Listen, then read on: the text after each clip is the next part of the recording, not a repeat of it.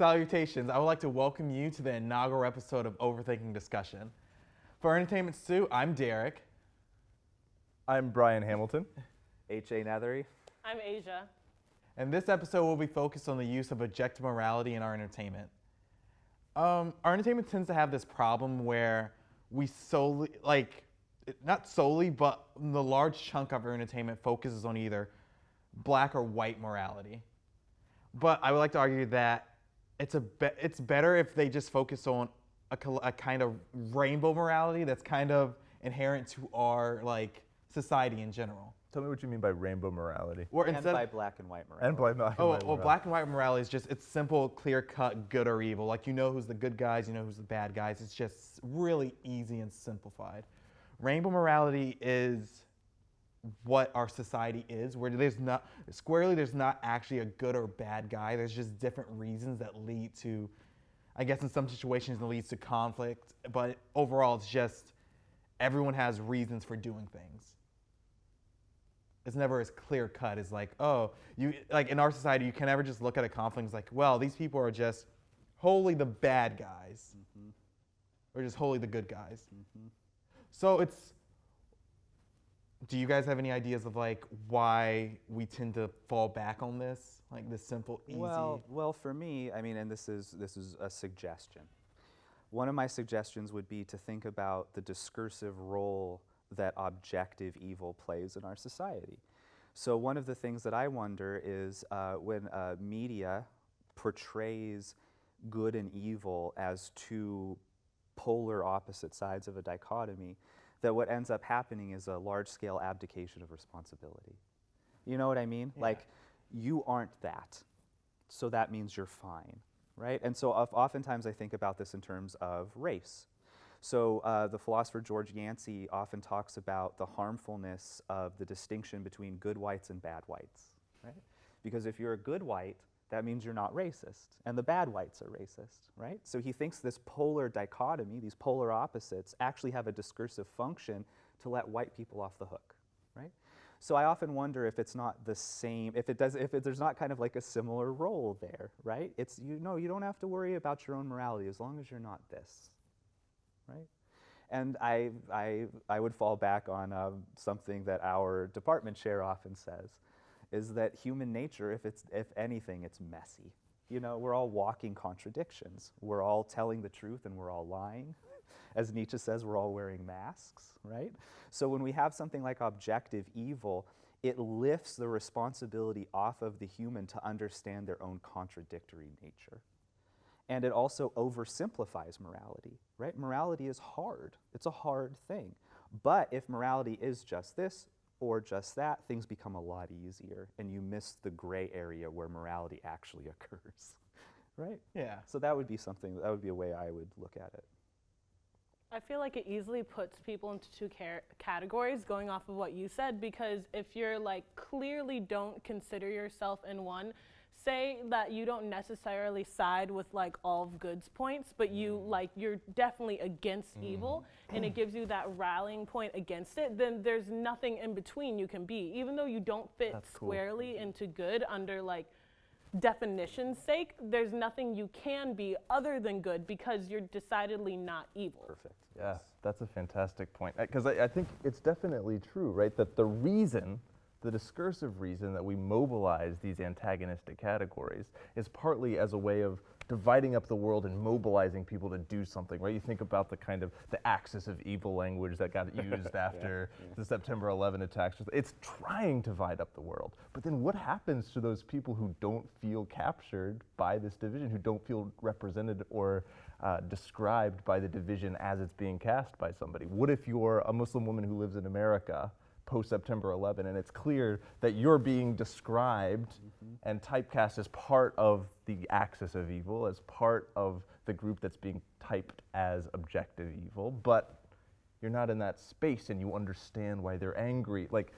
The way in which that splits identities, it's intense. It's kind of nuts to think about. You almost find a kind of Du Boisian double consciousness there again. Exactly. Right, where people in these, what Judith Butler would call the abject, right? Some people in this position of the outside In this case, they end up forming a double consciousness of themselves, how they understand themselves and how others understand them. And then for philosophers like Du Bois, Fanon, George Yancey, Judith Butler, people like this, that double consciousness is so harmful, right? Because it disrupts somebody's being in the world. You're not whole, you're always two. And you're these two that are always combating against each other. Now, another thing this makes me think of is Socrates in The Apology, right? Because Socrates is rolling around trying to tell these people, look, you think that you're good. And because society has qualified good in this sense as having honor, money, and power, right? You're let off the hook of actually wondering if you're being good. So the idea is that when I'm rolling around pretty positive that I'm being good, I'm probably actually being bad because I'm not thinking that being good is a process. Does that make sense? Yeah. So that would be a little bit more going off of what Dr. Hamilton said, but also clarifying what I mean by an abdication of responsibility. Question. So in that chunk, you just said like being this like division of good and evil, there's definitely one and the other, in no gray area, it's harmful. Would you say to like society and others and for people to think of themselves in this very black and white mentality, right? Then what would we say, just like, what do we feel that having that so pervasive in our media and even our like religions and being able to tie that back to so many things that are like, we put it in our media and then we see it pump back out to us? Like, how do we think that affects it and like where can we see it? I have an answer for this, but I want Dr. Hamilton to. Do you have an idea? Oh, sure, lots of ideas. Goodness. I mean, we've got a bunch of questions on the table here, right? One of the questions you're asking is, where are we seeing this happening? Second question is, how does it affect us to have this represented back? Can I tack on a third one to Yeah, that? yeah. Sorry, I don't. Yeah, no, let's interrupt, just, I but, want to like, get the questions on the table clear. And for like my third question, is there a way that we can still project this and have it done well and not necessarily be harmful and maybe even be constructive? Is there a constructive use for objective evil? That's the third question? Yeah, just like black and white Super mentality. interesting. Good question. Yeah, that's a very good question. Oh man, I don't even know where to start with all of these. How about examples?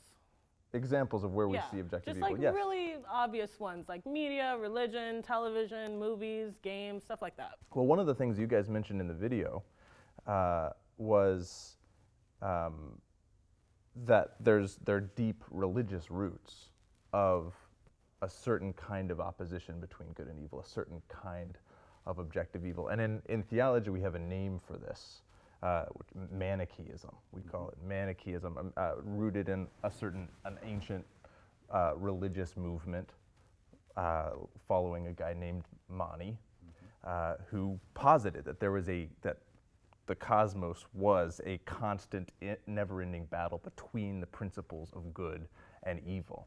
Within Christian theology, this is the name for a heresy. This can't possibly be the way that we think about the world, because God is supposed to have created the world good. God has no equal. God has no opposite.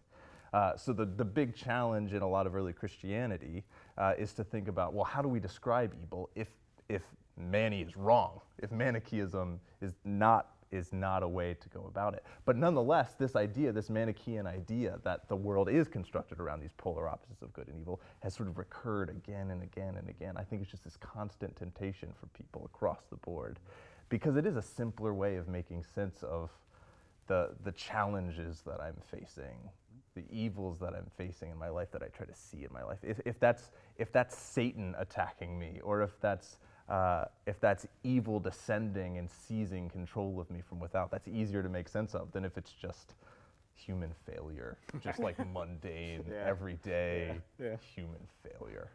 Piggybacking off of that, it seems to be that the use of objective good and objective evil, the good are always humans, while the evil's often dehumanized.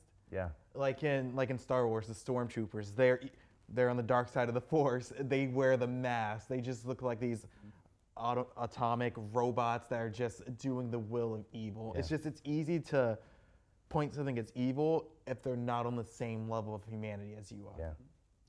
And it seems like one of the functions of the rhetoric of objective evil, right, is to dehumanize the other. Yeah. When you bring this into the real world, that's always what it does. it treats the other somehow lesser than human. Subhuman. Yeah. Let me jump in a little bit. One of the things that you were asking about sounds familiar to me, and again, so I filter a lot of this through the philosophy of race. And one thing that George Yancey talks about is the racist imaginary. And he says, how is this built? And for him, it's built through the media, right? So let's take an example of me. I was born in a very rural area with maybe one black person, 10 Asian people, right? It's something like that. It's very, very, very white, very rural. And so until I came across hip hop, my one understanding of race came to me through the television. And it came to me through the television in the form of, today a male was caught by police. Today a black male was caught by police. Watching Law & Order SVU, or any of the Law & Orders, and always seeing the criminal being a black man, a gangster. So what happens for Yancey is this information comes into me, and I think this is how the world is, and then I project it back onto the world. So then when I see it again, it's confirmation bias, and I wrap it back up, and you have this circle that reifies, right? So that's really the harmful part of it. In terms of what kind of constructive use could be used of objective evil, I would argue as a negative example, right? Here's an example of how things are not, right? So I would use it in that sense, as this is the model that we as people need to overcome, and that means we need to become thinkers. I can totally think of a piece of media that supports this entirely, and you guys are gonna judge me hardcore for this. I'm excited. Ever After High I don't even know how to intro with this because it's just honestly a capitalistic show made to sell dolls, and it's just base. It's not even worth like. Let me just move on from this and get to my point. Yeah. But in there is a very like big idea of good and evil, and like it's very set in stone, objective good, objective evil. Like it's based off of fairy tales, and there's like their descendants are supposed to like follow in their paths. And one of the main examples, thank you. One of the main examples. Didn't say anything, but okay. Take credit, take credit. Is Snow White and the evil queen and their descendants. And Snow White and like the princesses and all the protagonists are very set as good, and the evil queen and all like. As if goodness was genetic. Really, and the evil queen, and even in her name, it's called evil. There's like no room for humanity, and everyone treats them as such. But her daughter kind of rebels against that, and there's a very like thread of destiny, like fighting against predestination thing that like is an underlying narrative in this. But I feel like that like portrays objective good and objective evil because it's something that's constantly talked about, that the main characters are sort of constantly subverting, because even as like you see them grow, you see Snow White, the daughter of good, is like very clearly doing very selfish and very self-serving actions that would paint her in the evil category. But no one's calling her out on this because she's on the side of good. And like if you're opposed to evil, you're automatically on that side, and there's no gray area. And opposite for Raven Queen, the daughter of the evil queen, she continuously does like very good acts and is very selfless and caring, even when it's to her own detriment. And they start seeing her in this new light, but she's still lauded as evil because there's that like line. I'm done. Yeah, interesting. No, that's a great case. This is an interesting way in which media can riff on this idea, right? To enter us into a world in which there's an expectation that we're going to have objective good and objective evil, and then watch the characters struggle with the way in which that cultural imaginary is constructed. Yeah, watch them resist the labels. Watch them to resist the labels. Yeah, Unfortunately, it is like, it has really good base ideas, but it's kind of poorly done. But like, Well, that's yeah, but I think par that's for a the great course. example of Yeah. one thing that I would argue, yeah, there's a constructive use of objective evil. There. Well, that's about all the time we have. Signing off for Entertainment Stew, this has been Derek. Brian Hamilton. H.A. Nethery. Asia. Thanks for watching.